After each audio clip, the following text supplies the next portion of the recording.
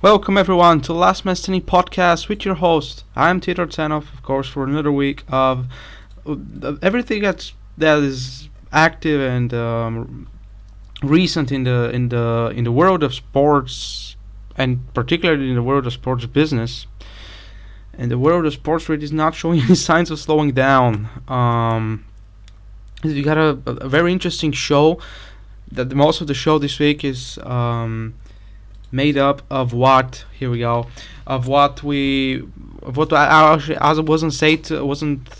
able to say last week because I wanted to make the show shorter, because as I explained to you guys. So this week we're gonna have a pretty interesting show. I would say a pretty interesting topic when it comes to business and week 15 of the NFL, as well as some wrestling. That's something that we did not touch on last week. A great show today. For our first show on Friday, I decided to move it so that I would actually have I would actually talk about the NFL, like what I was talking about. It was particularly about the NFL, because because previously I tape it, for example, on Friday or Saturday, and I talk about the games before the fact. And then it gets uploaded while the games are in progress, and at best you're gonna listen to it after the game. So it doesn't make any sense. It's not recent. It's not active. It's not something that people are gonna listen to. So we're changing it up. From now on, it's going to be Fridays, 10 o'clock Eastern Time, 7 o'clock Pacific, 5 p.m. here in Eastern Europe. Because as I know, this is our second biggest audience is from Bulgaria, according to Anchor statistics. And of course, I should say that. By the way, our number one audience is from Dallas. So I should say 9 o'clock Central. This is something that I should also mention. Let's get to it. Very interesting action, especially on Thursday Night Football. This week, tonight, last night, late on here in Bulgaria, game started at 3:20. The primetime games, Thursday Night Football. Anyway, this was the last Thursday Night Football game of the season, and it was a damn good one. Not sure if ratings are gonna be something to be that proud of, considering that there was not that much interest to the game before, because the Chargers are done. I mean, they have nothing.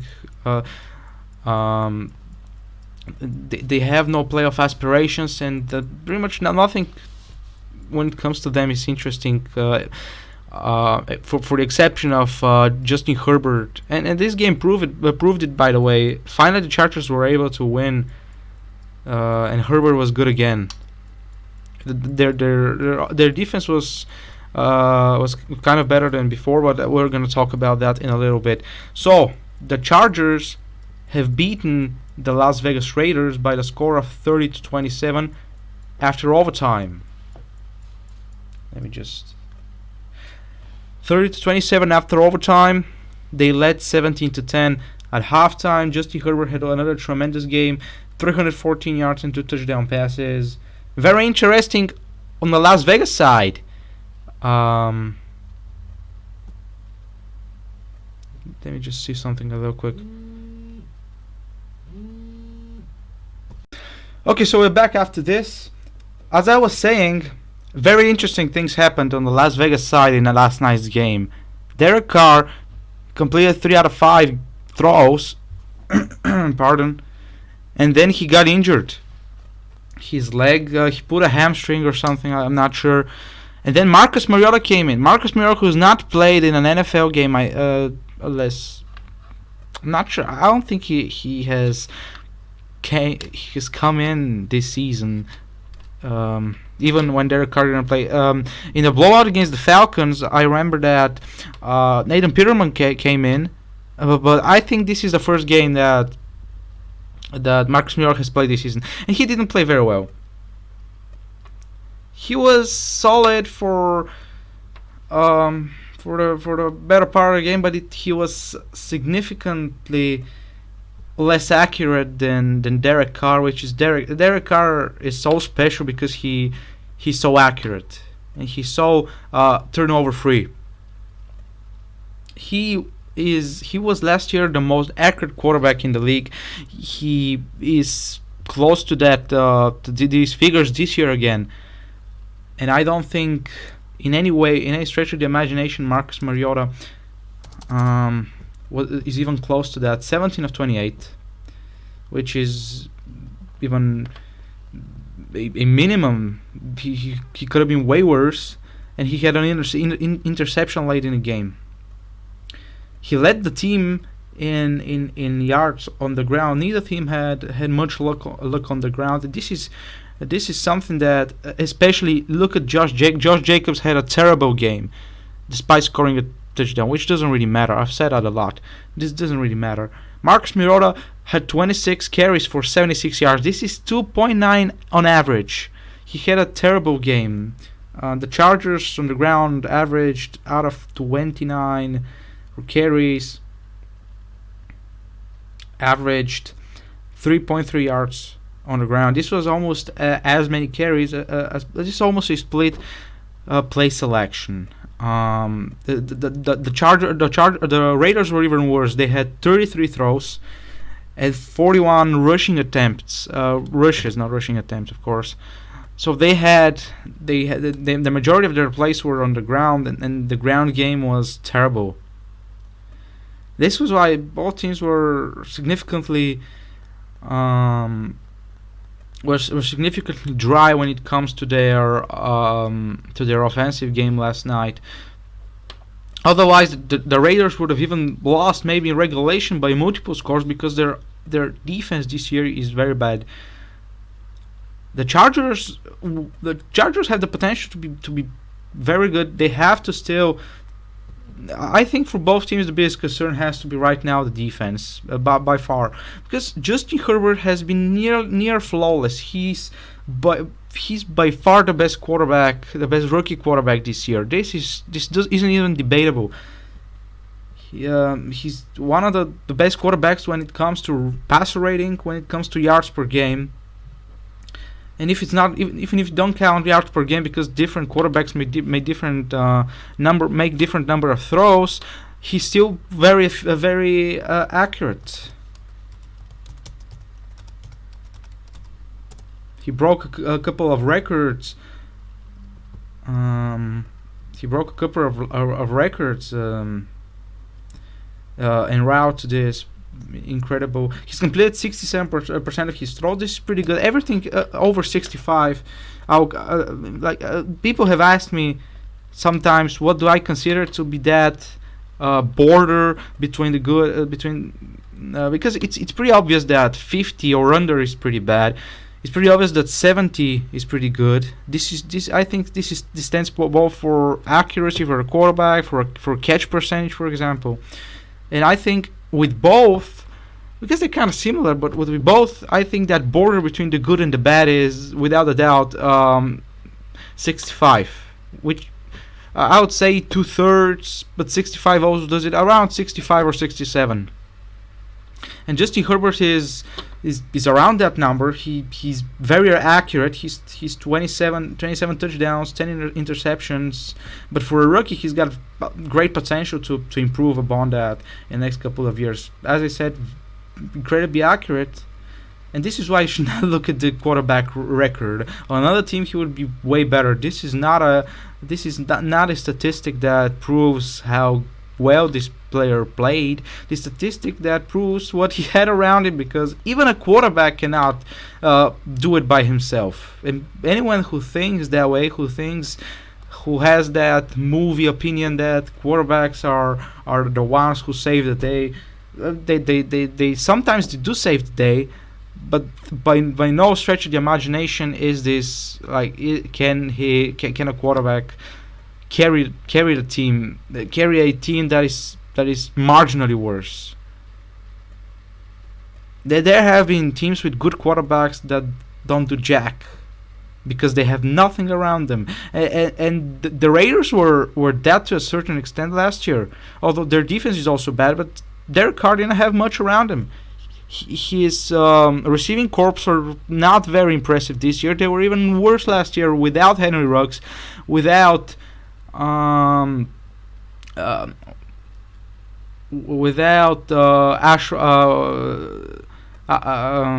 Aguilar, and with Tyrell Williams injured for a bigger part of the season. He had an even worse surrounding cast last year. He was the most accurate quarterback in the league, and yet when it comes to produced yards, the production wasn't very impressive because he had nothing around him. So the Raiders. But first, I want to look at where the standings are. The Chargers are really dependable right now on their when it comes to their chances chances of reaching the postseason. They depend a lot on Derek Carr and Josh Jacobs, because considering that you want Derek Carr, although even if you swing the play selection towards the pass, he would still be accurate like no backup can. If you have to play a backup, you need Josh Jacobs, and even if you play Derek Carr, he cannot throw all the time. And the Raiders' offense has been fairly consistent because it has a gradual approach towards getting the first down, and really uses both sides, sides of the play selection, not always equally, but they had to use both in order to gradually to be consistent and gradually move the ball downfield. They need the running game, and they need an accurate quarterback, because if you have to play with Mariota the whole season, you would find yourself, I think, with a much less consistent game, with more turnovers, but also a lot more incompletions. And with that receiving core, with that receiving core, it's never a certainty that they are gonna help your quarterback. Especially now that, like last night when Henry Ruggs was injured, it doesn't help. It doesn't help you a lot, I would say. And it seems like with this Raiders roster, it seems like the better game plan to organize it around the run, and Josh Jacobs really is even a bigger figure than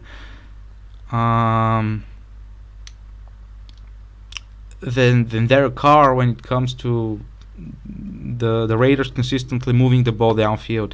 And last night wasn't encouraging. Yet this is a rare bad game. It's fair to say that right now the number one thing that they need is for to have any chance of getting back this season is to hope that Josh Jacobs is gonna bounce back. Right now, after this loss, they're 7-7. Let's see how they stand on the playoff side. Come on. So they have the number 9 seed. They are a game behind the Dolphins and the Ravens. The Ravens are behind on a tiebreaker, behind the Dolphins, who have the last playoff berth, and the Raiders are 7-7. So bear in mind the Patriots have a game less than the Raiders or the Ravens or even the Dolphins. So it will be very interesting to see if the Raiders are able to have their offense so much, to have the positives of their offense outweigh the negatives of their defense, which negatives are very serious. The problems of this defense is very serious. It's 25th in the rush against the rush, 25th against the pass, and 25th overall.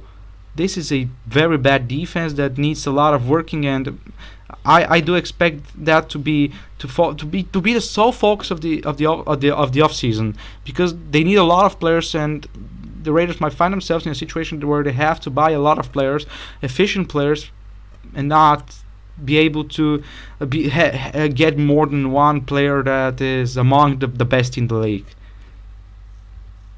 We've got 2 more minutes. How about the Chargers? As I said, he has been terrific. Hold up. Justin Herbert has been terrific this season. He's playing like he's playing.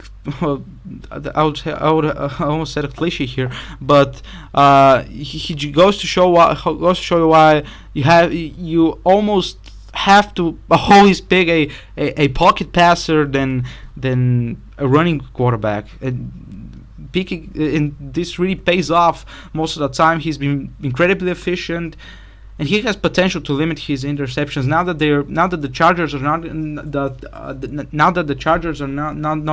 going to have any aspirations this season, I can't help but look ahead to the next season. And next season looks kind of positive if they're able to add to their secondary, perhaps to get a running back, because Austin Eckler is not the best option. He's not very productive on the ground. He's more like a air target out of the backfield. But when he runs the ball, he's got just 99 rushes for 4.7 yards. So they're doing the right thing with him, but they still lack in the running game, because they have to throw a lot. And if you get a good running back and still have Eckler come out of the backfield, because he's very good at, out of the backfield. I think last season he had more catches than. Yes, he had more receptions. 92 receptions against. Okay, not last season, but this season. Yes, he has more rushes, but he has a very impressive number of targets and receptions. And so it's really worth it getting a player that getting a more efficient running back, and then in order to limit the workload of Justin Herbert, because he has had to pass perhaps even too much. But he has been, as I said, incredibly efficient, but you can make him even more. He's been accurate, but you can make him even more efficient if you limit his workload. So don't be surprised if the Chargers go for a running back in addition to adding to the secondary, or adding another pass rusher alongside Joey Bosa, in order to balance out the workload and give and put less pressure on Justin Herbert. Okay, we got that out of the way. What's coming up? What's coming up in week 15 of the NFL? All right. So we've got a very interesting slate of games tomorrow on a absolutely magical day for sports. I forgot to mention that in the beginning. I'm gonna mention that now. An absolutely magical day for sports. We've got 2 NFL games. Our first Saturday slate of the season. Hold up. Our first Saturday slate of the season. 2 games. One at 4:30 p.m. Buffalo against Denver. 8:15 Eastern, Green Bay and Carolina. Both games have the potential to be at least good, because these are not teams that are painful to watch. They've been fairly competitive to good teams this season, so they are probably going to be competitive in these games, especially Denver, who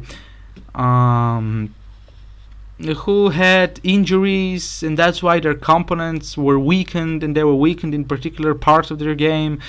and they were not able to really maintain competitive position. But now they're going to face off the Bills at 4:30 in a game that probably is going to be very interesting. The Bills, they can wrap up the. I'm not sure if they have wrapped up the division yet.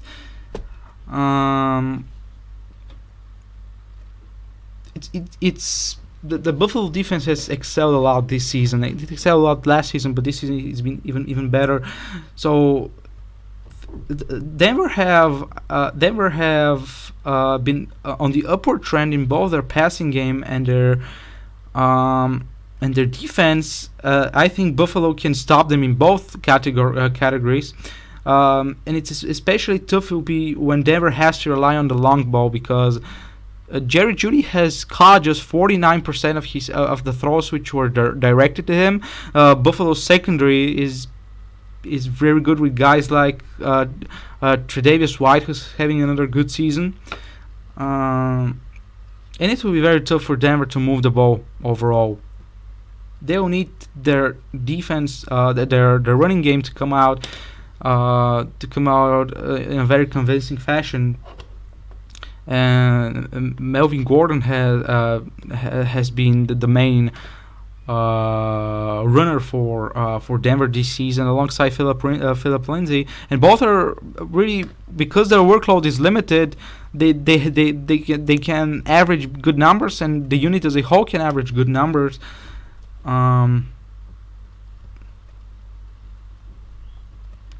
The Bills, however, are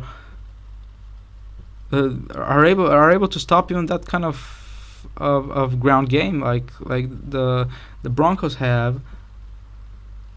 The Bills have allowed 4.6 yards on average, which is allowed in the middle of the which is around the middle of the pack. So it's not really in the middle of the pack. It's among the defenses that have allowed the most yards. So this is a green light for the Broncos to be competitive in this game. They can win by running the ball well, and it's not gonna be. So this is a really a chance for them to be competitive. But at the same time, their defense has disappointed for a big part of the season. And you gotta give it up for the trade that could have been very, very big risk for Buffalo, which they acquired Stephon Diggs. Stephon Diggs has been one of the most consistent receivers this season.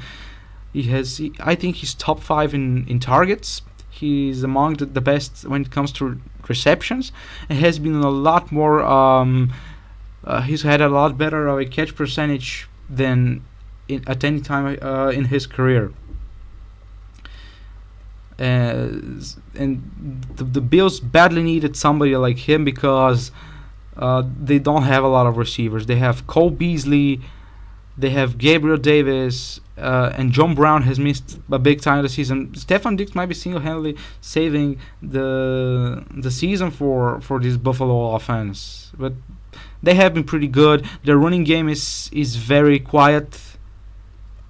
But Denver has disappointed a lot. I think Buffalo will be able to come out on top here, and will be able probably will be able to control the clock. And although Denver's running game has a pretty good matchup, so this game between those two teams promises to be very competitive overall. But the Bills defense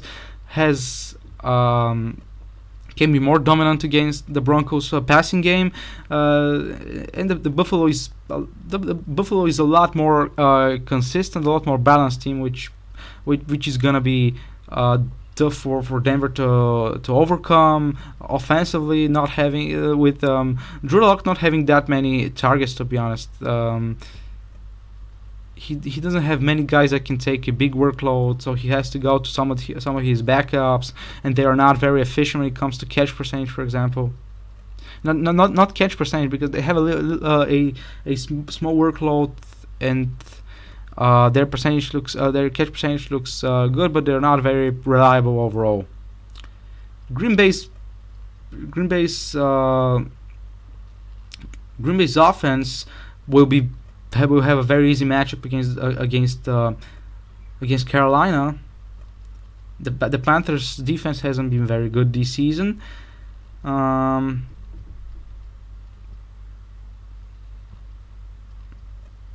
to just put in numbers here for you, the Carolina Panthers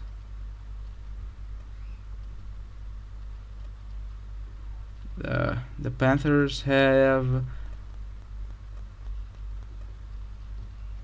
allowed 250 yards per game through the air, which is 10th in the league. They have a bottom 10 passing defense against the pass. They are going up against Aaron Rodgers' unit, which has all but been sensational this season. And this is going to be a main matchup that's going to swing this late game in Green Bay's favor. All right, now after Sunday, and there are some interesting games here, but I would like to spend the remaining 3 minutes. Kansas City and New Orleans. This was going to be probably the most anticipated game of the year if Drew Brees was healthy. And now that he isn't healthy, probably many people are going to swing this a lot more in Kansas City's favor than it should be. But what New Orleans' defense has done this season, alongside what Alvin Kamara is capable of, and some people argue that he's not used enough. Perhaps if he's not used enough through the air out of the backfield, but looking at his numbers, he's averaging around 4.5 yards per run. So this is a very good. His workload is a very good reflection of his capabilities. New Orleans, his defense is top 3 against the run. Kansas City hasn't been very good at running the ball. Hasn't run the ball very very well. When it comes to the offense, they have one of the best air rates in the league.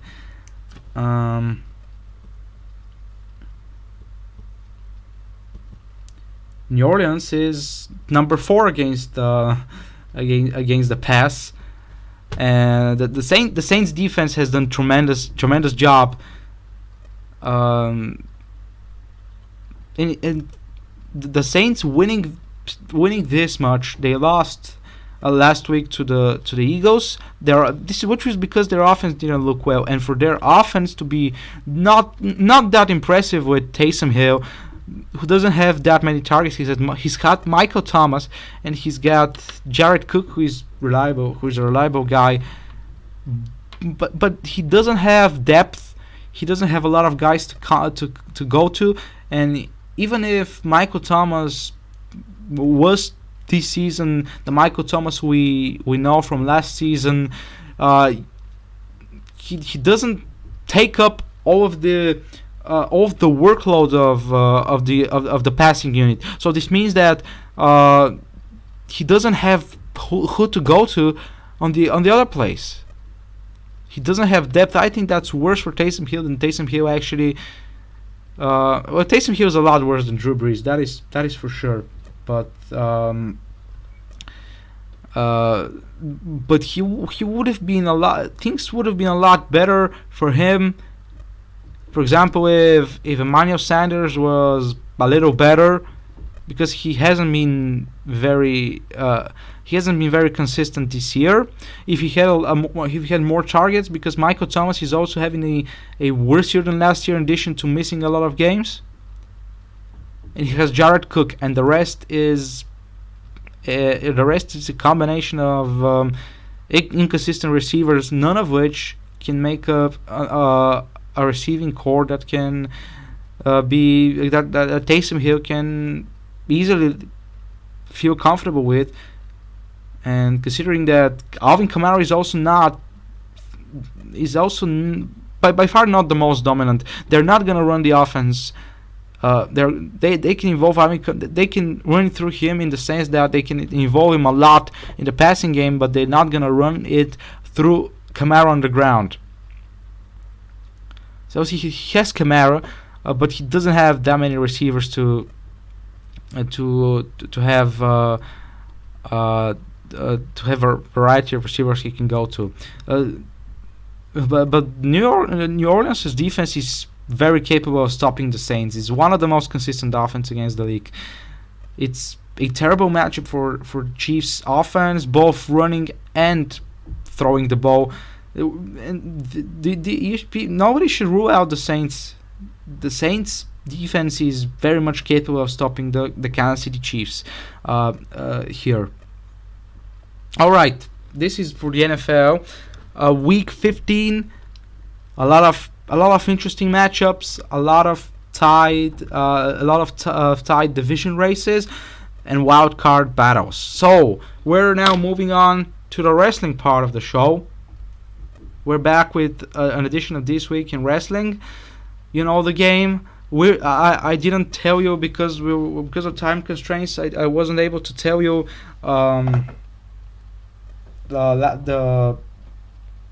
the results of last week, my grades of last week.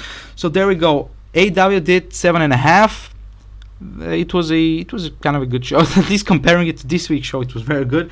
NXT had pretty good matches. It was an 8, 6.5 for Impact. Impact is just very, very weak. I don't understand how people come to praise it for their partnership with AEW when the show will only be able to work to downgrade the reputation of AEW wrestlers. SmackDown does a 5.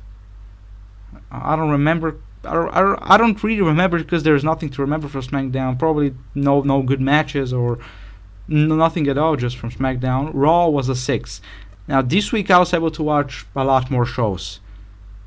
So I watched AEW, of course, and I made a terrible mistake. A mistake that I hope I'm able to replace by watching NXT. I did the terrible mistake of watching Raw. I watched the full Raw on replay, and I was not pleased with that. And AEW was disappointing for me. No, not for me. AEW is disappointing by its own standards. But first, let's talk about Raw. Raw had just it had just 2 matches which were longer than 5 or 6 minutes. One of them was a very dull match between AJ Styles and Sheamus, which AJ Styles showed nothing. Having AJ Styles, he just reference him to most of the guys from his style of wrestling, which is the style wrestling that the market that appeals to the market, to the wide market of modern wrestling fans. You can just look at the way that they guys like him are utilized in AEW, for example, and you just have to say admit how little he's used on WWE shows, how little he's used for good matches. In this particular match, he didn't show any of his trademark moves or the Styles Clash or Phenomenal Forearm. Sheamus did pretty good job for 60 minutes, and AJ Styles won with a roll up pin. Then following that, the tag team match was not bad. It was kind of good for 40 minutes, and then the rest of the show was bizarrely dumb. No good matches, no matches of over what's it? Let me just say it. Just look at the time so I don't lie to you guys. The next matches were 2 minutes, which Lana beat the WWE Women's Tag Team Champion Nia Jax. Alana beat Nia Jax in 2 minutes, and they think that this is believable. This is first. It cannot be a good match, and it's not believable. It's phony. John Morrison, The Miz versus Keith Lee. They defeat Keith Lee. Terrible booking. A guy who probably, looking at the market, you should push. The same goes for Ricochet, who dropped to Mace in 3 minutes. Brooke then defeated Shayna Baszler by disqualification, and Riddle defeated MVP in less than a minute. No good matches. Then probably the 6-man tag team match. The rest is no good wrestling for 3 hours. And promos.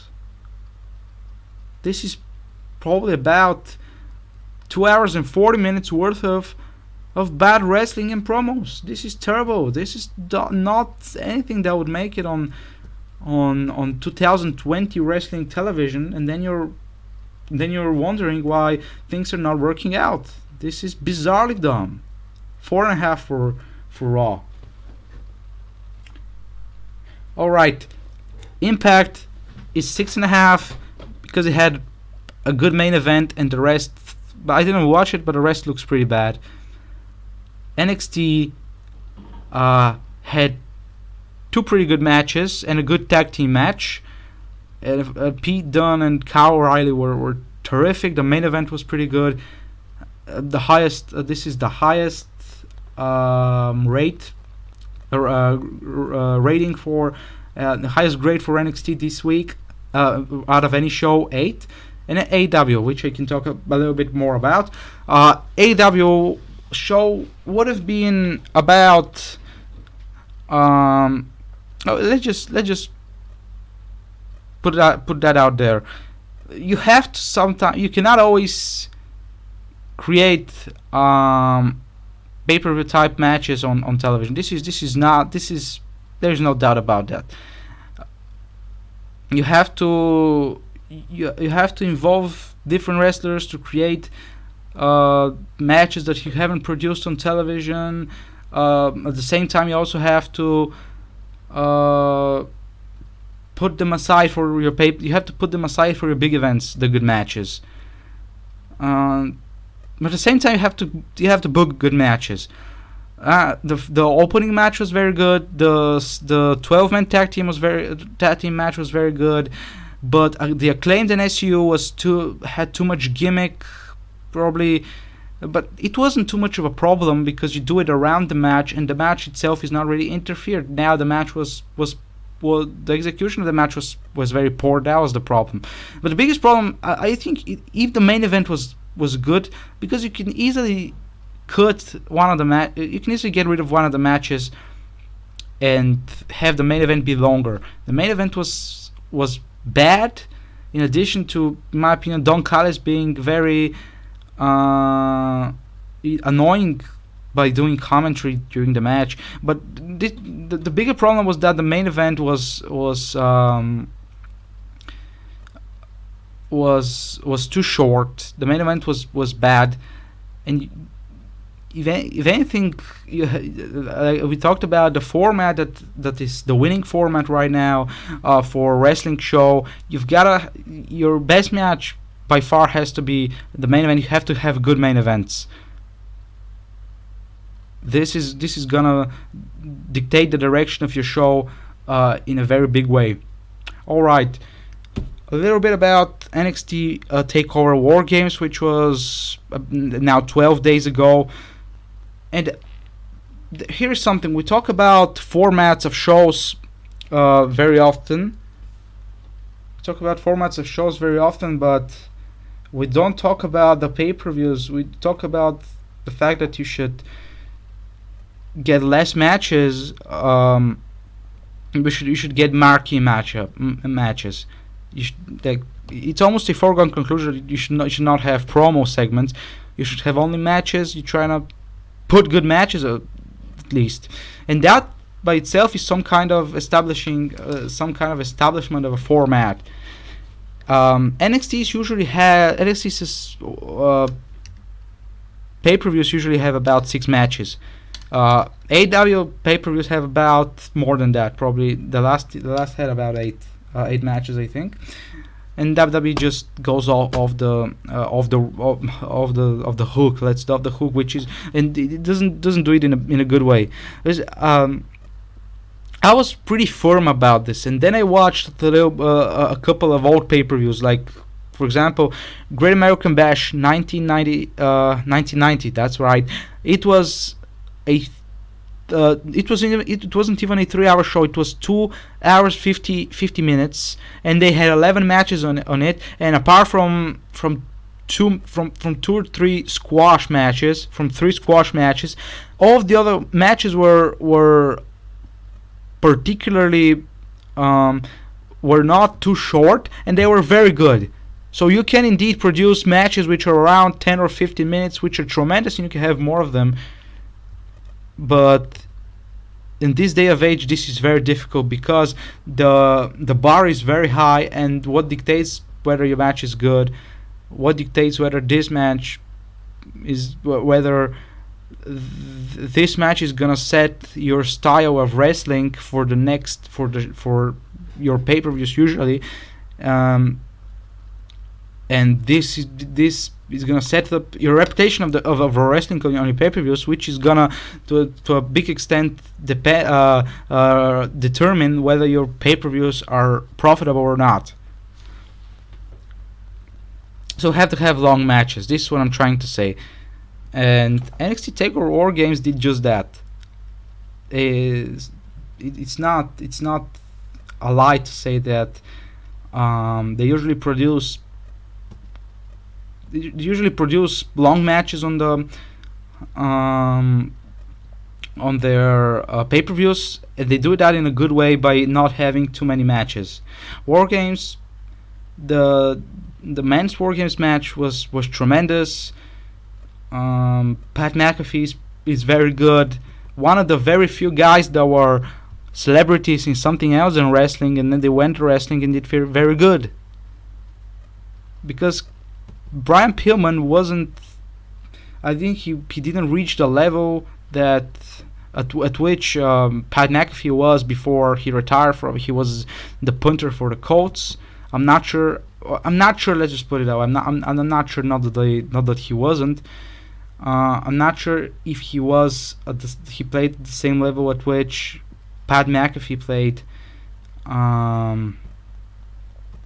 before he started his show and then got involved with the WWE. And nothing that particular that I can say about this match. The wrestling was pretty good on all matches. My favorite probably has to be Tommaso Ciampa and Timothy Thatcher. But everything was pretty good. Dexter Lumis, Cameron Grimes was awesome. Johnny Gargano and Damian Priest and Leon Ruff was very good. The WarGames, of course, was tremendous. Some very good wrestling overall. Not a single bad match. And the only criticism that I would have, that I've always had, is that you don't need to have 2 WarGame matches. It makes the whole WarGame match concept uninteresting, not prestigious, and therefore unprofitable. And WWE doesn't suffer a lot from. They don't have that pressure that much because people don't have to buy their pay-per-views. They're subscribed to the network, and a lot more people are subscribed to the network than the people who actually watch the pay-per-views. I think that is for sure. But you still don't need to have 2 Royal Rumbles. You don't need to have 2 Money in the Bank matches, because it takes out of the prestige and the tradition around this, and you want your divisions to be presented in a very different way. This is something we're going to talk about in our next segment, but it makes the storylines around these 2 groups a lot more repetitive. Now NXT, even that NXT does better, because when WWE did that in around 2007 2018, when they introduced the women's Money in the Bank match and the women's Royal Rumble match and the women's pay-per-view, They did that as the Women's Revolution, and NXT actually does it in a serious way, where they're trying to build their female wrestlers as serious wrestlers, and not just feminist puppets. So there is that. This also makes a match like this a lot more enjoyable, and not a single bad match here. Overall, a lot of great matches with wrestlers that are going to be to pump up the interest for the NXT brand and for the NXT show. And if their show isn't very consistent, at least their pay-per-views are always very, very good. And our last thing related to wrestling, AEW third hour. This was announced a long time ago by Tony Khan in an interview with somebody from some media, but it is a very interesting deal, because WWE never did it the way that AEW seems to be teasing their fans of doing it. See, WWE immediately added a third hour. And by the way, not just WWE, a lot of promotions did it. And a lot of promotions, it didn't go off well. It wasn't even what wrestling people were concerned about, and what they were warning the companies about of overexposure. It wasn't overexposure. It made your job of having a wrestling centered format a lot more difficult, because if you have to put on more matches, even if you have a deep roster, it's difficult to find another hour where you're gonna have more wrestling than promos, and involve good wrestlers in those matches as well, because usually your roster of low card wrestlers is a lot deeper than on the high card, on the high part of the card, and you're gonna have trouble. You're gonna have trouble organizing a lot of putting a lot of good matches with wrestlers that are involved in your storylines in the long term. And if you have to put on low card wrestlers, you might as well go down the bad path of putting promos of the wrestlers which are involved in the storyline, which is going to make the format promo centered. Then you're going to have problem, because the market doesn't appeal that. This is what's happening on Raw. This is what has been happening there for years, and people have not liked it. It has had a very negative effect. The same goes for SmackDown. Same goes for most WWE shows. And NXT did well adding an hour, but if they have 3 hours, it seems like a possibility of them going down the same path. Although people have a lot more faith in them, so it's almost a foregone conclusion. The AEW shouldn't do that to Dynamite, and they are probably not gonna do that. So what are they? Well, nobody knows what they are gonna do, but what would be the most rating friendly, storyline friendly, and perhaps finance friendly possibility for the third hour of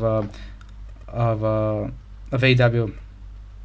First off, it should not. The concept around it should be different from Dynamite. This is why I don't think that they would like to call it third hour of Dynamite or Dynamite or anything related to Dynamite. They might call it AEW late night or late night something or this or that, unless it's in prime time. I don't know why I envisioned it being in late in the night. If it's an hour, it's not gonna drive good ratings. But here's my story. It should be a lot better represented in a much more different way than Dynamite. And if you want to get people to watch it but be different than Dynamite, then your only chance is to center it around wrestling and to center it even more. So my idea of this concept is the supercard concept. Supercard concept. You have a 1 hour show, which is gonna have only matches. You could easily put three or four good matches on a card, all of the matches of which are between 10 and 20 minutes, and they are with mid or high card wrestlers or even main eventers, and it just be only matches. This would be a lot more profitable, a lot more ratings friendly. The ratings friendly, considering what has worked in recent years and what hasn't worked.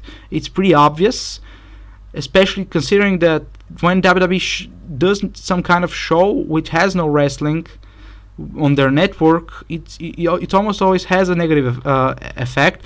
Their regular shows, when they don't have wrestling, have a negative effect. The market grades them pretty lowly.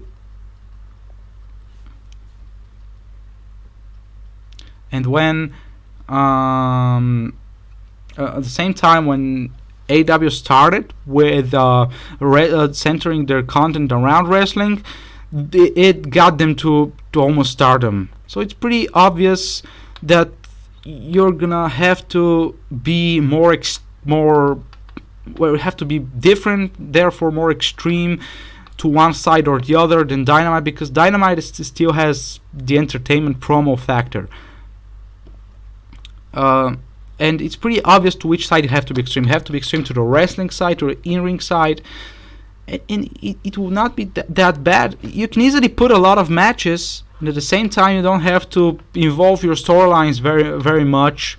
It almost is like a house show, but it will have good matches actually, and you don't have to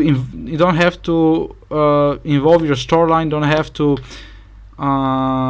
develop it more, and this will benefit you from the standpoint of you not overbooking the show, which will mean that people will have difficulty keeping up with the content you're producing. So the supercard concept I think is one that AEW as a type of their content isn't too far from, and has the wrestlers, has established the reputation of putting on good matches, so they will have no difference. They will have no difference doing that with the third hour of Dynamite. That's what people want. It sounds almost repetitive. It almost sounds like I'm saying the same thing, but it's more and more obvious that people want more and more wrestling in their show, and the most effective and simple thing at the same time you can do to improve your content is just add more matches with good wrestlers, and give them more time, of course.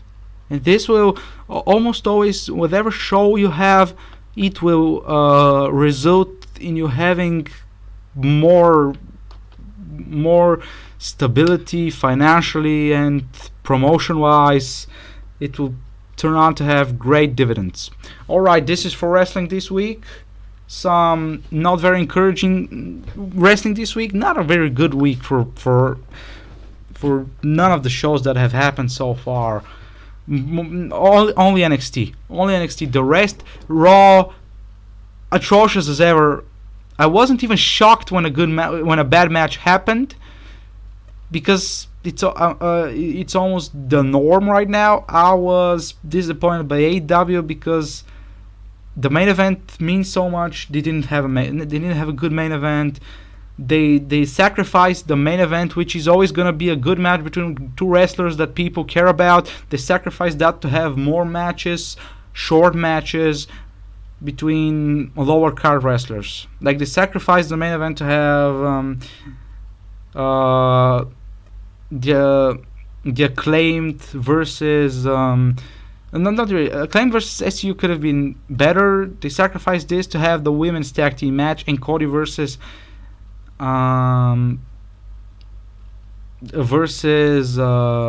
Angelico. They could have easily had one match between somebody 10 minutes, and then it would have a lot more time for 50 minutes or about that main event. They have done that. They've done that previously with Janela and Omega. They had a 20-minute match in Dark last year. They had another 15-minute match on Dynamite. So this is why it's disappointing.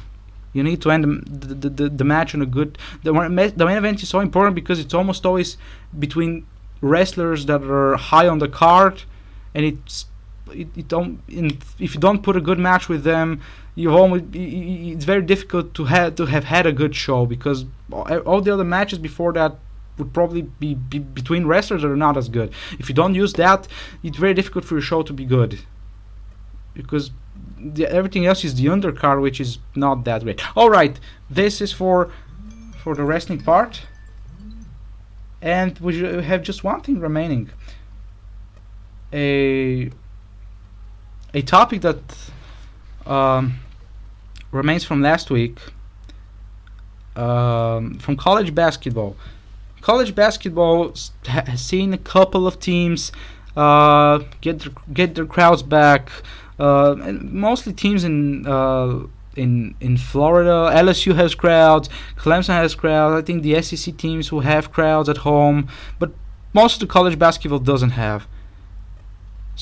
So we just remember, you might remember pretty well that it used to be around the time that the pandemic happened for the first time, when it appeared first, everyone was saying profitable sports, and this includes college football and college basketball, because they're about more profitable.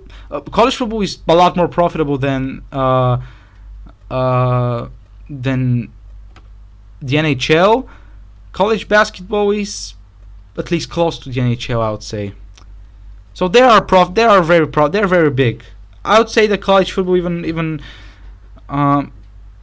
okay, it doesn't in terms of television revenue is maybe ahead of MLB. It's not ahead in total revenue, because MLB has a lot of games, and that's why, because of their total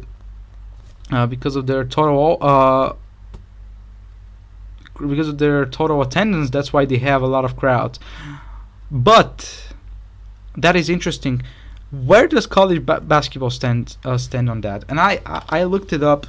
This is statistics from Business of College Sports from 2011, and I don't consider things to be that difficult.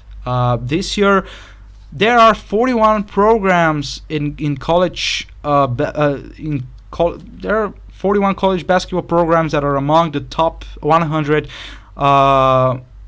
biggest financially programs in college sports. And the detailed analysis of those 41 programs shows that ticket revenue and game day revenue is a very significant part. So the lowest of those is 25%, for a quarter of their total revenue, and it can go up to 76%. And you know who has 76%? University of Kentucky, one of the biggest and most popular programs in the country. The University of Kentucky, which currently has the chance to have just about 3,000 people in attendance. Just imagine the bleeding that's gonna happen as a result of this. It just goes to show you how much, because bear in mind, Kentucky is not in that situation. Kentucky is in a state that is governed by, that is a blue state currently, that is governed in a pretty bad way. But a lot of those universities, and not even universities, but it stands more for professional sports. But a lot of those universities then don't have even the guts to open to bigger crowds. And university, they're doing a pretty bad business decision when they're gonna lose up to 70% of their revenue. This is pretty. In a lot of the big programs, you can also see that all of the programs that are in the top 100 in terms of revenue are in the top 100 when it comes to attendance. So there is a pretty strong correlation. So all the teams are very dependent on game day revenue, and for some teams this is their biggest source of revenue. And you can fix that even if you are in a state that doesn't allow you to have people at games. You can always move to another state, and they would deny that. They would say that this isn't how it is. So there are a lot of teams doing very bad business decisions, and this statistic like this just goes to show you how wrong they are and how big the bleeding is gonna be. That's why the NCAA has to make the biggest effort. They have announced that there were rumors in November that they were thinking of moving the whole tournament to the Indianapolis area. Nothing has been said whether they would have crowds, but to not have crowds in March of 2020, when the whole thing started in March 2021, when the whole thing started in March 2020, is an abomination.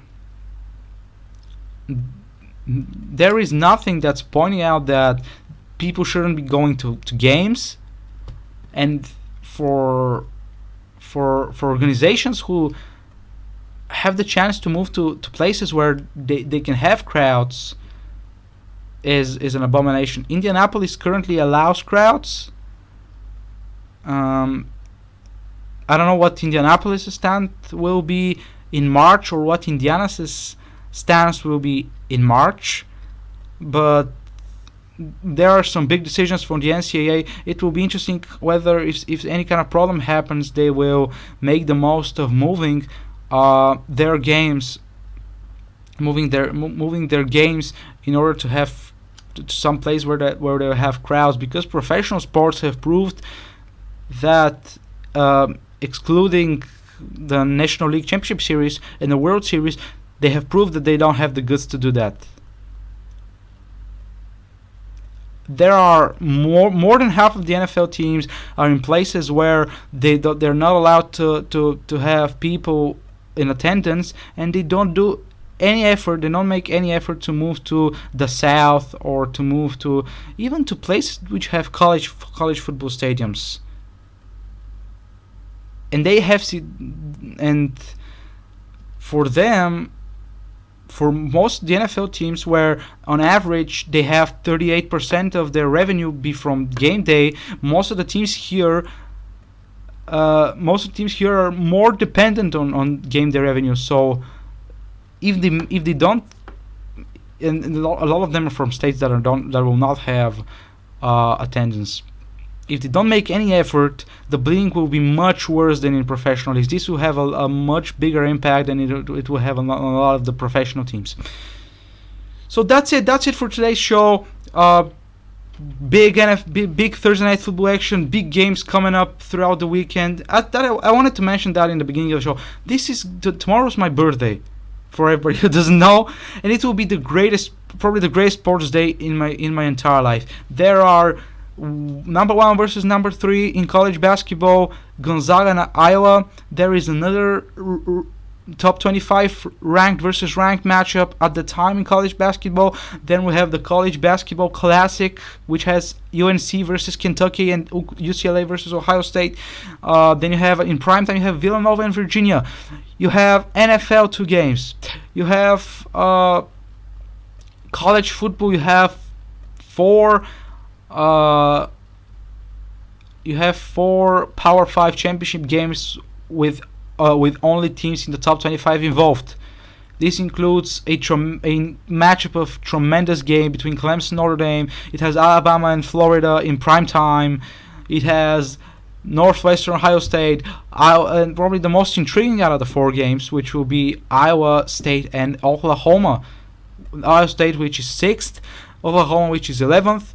What a tremendous weekend! It also has a couple of games from here in Bulgaria, which are also very intriguing, which you don't know, I'm not gonna go into detail. What a tremendous weekend it's gonna be, and we have previewed it a big part of it, and a big part also the business part of what's happening, not just this weekend but around the season. Thanks for watching. Don't forget, if you listen to us on Spotify, don't forget to subscribe for our show on Spotify or Anchor or Google Podcast or Overcast or Breaker or wherever you get your podcasts from. I've been very, very thankful for any subscribe that has happened since I started this podcast in August, and I've been even more thankful watching this grow. Don't forget to subscribe for Home Run BG on YouTube, which has the video version of our show. I'm Teodor Tsenov, and you're listening to Last Man Standing podcast.